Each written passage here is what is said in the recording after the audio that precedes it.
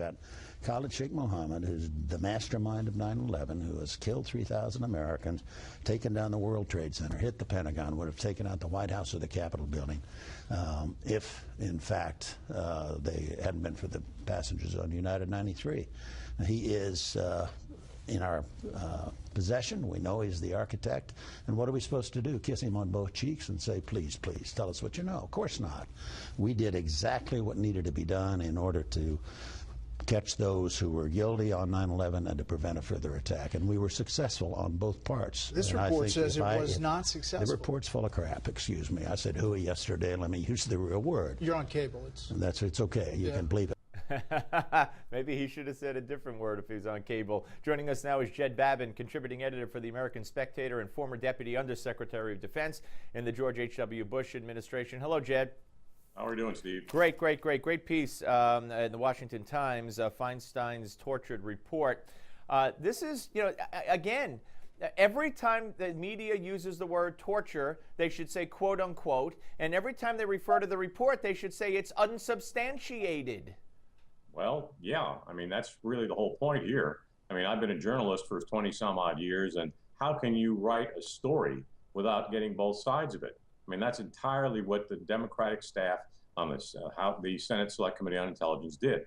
They went to the people who they went to. They went to the CIA records. They didn't talk to the CIA people. They went and asked around, and, the basic point is they did not go to the CIA interrogators. They did not talk to any of the CIA directors from that period of time. And this is what we get. We get a political hack job instead of a serious report. I spoke to John Rizzo earlier, who was the general counsel for the CIA for many, many years, all the years of the enhanced interrogation. And he brought up the point that, John Kerry took the unprecedented step, especially a man of his political ilk, calling up Dianne Feinstein and saying, don't release this.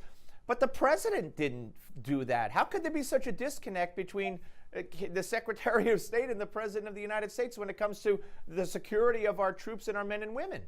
Well, how can you have such a disconnect between the Pentagon? I mean, Secretary Hagel never really had any influence over President Obama. Obama makes his decisions alone and with Valerie Jarrett and Susan Rice and a couple of other people. He does not go to the experts. He does not ask for opinions. He just goes ahead and does stuff. So that's the same kind of thing that Dianne Feinstein has done here. They've not gone to the people who would know. They're not accounting for the things that really did happen in this enhanced interrogation program. And that's what we're talking about here. And I want to make the point really strongly. It's what I made in my piece in the Washington Times. When these enhanced interrogation methods were used, and I'm not talking about everything that anybody ever did. I'm talking about the dozen or so enhanced interrogation techniques, including waterboarding. The Justice Department found correctly when those things were going on that they were legal under American law. Now, since then, the law has been changed. So the Democrats have always been trying to conflate the idea of what is the law now with what was the law then and condemn everything as torture. It's garbage. It's nonsense. It is just bad legal analysis. Absolutely. And when you have three CIA heads from Clinton, ranging from Clinton to Obama's own CIA head, who say that these tactics worked, defending the program, saying the report is inaccurate. I mean, we're living in a messed up world, Jed. You know it and I know it. A world now where cops aren't supposed to be able to police, and we're not supposed to be able to protect ourselves. And any wild accusation, as long as it fits the media agenda, whether it's hands up, don't shoot, or the CIA lied and and did this and did that, when they don't talk to any CIA people first, it's reported as the gospel. Well, that's kind of where we are, and it's very unfortunate, and it's, something needs to be done about it. What we need to have is not just a couple of people from the CIA. I mean, where is Boehner?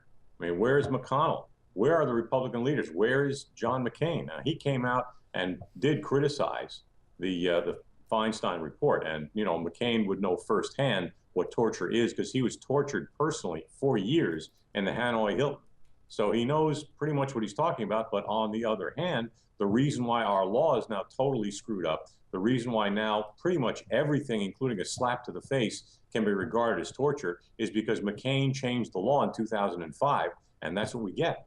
So everything is pretty much stood on its head right now, Steve. We need to return to some reasonable order. And quite frankly, I'm not going to shed a lot of tears over these terrorist prisoners.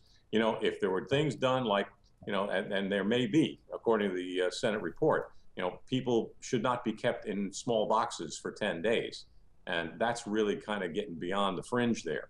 But the things that were stated in the Justice Department legal memorandums back in 2002 that told the CIA what they could do and what they couldn't, that was good legal analysis on the law as it stood then, and Feinstein has no bloody right to criticize it. Yep. All right, Jed, well said, well written. Thank you very much, my friend. Thanks, pal. Jed Babbin, ladies and gentlemen, here on the Steve Malzberg Show. When we come back, Noah Rothman, associate editor of HotAir.com, will join us right here, only on Newsmax Television.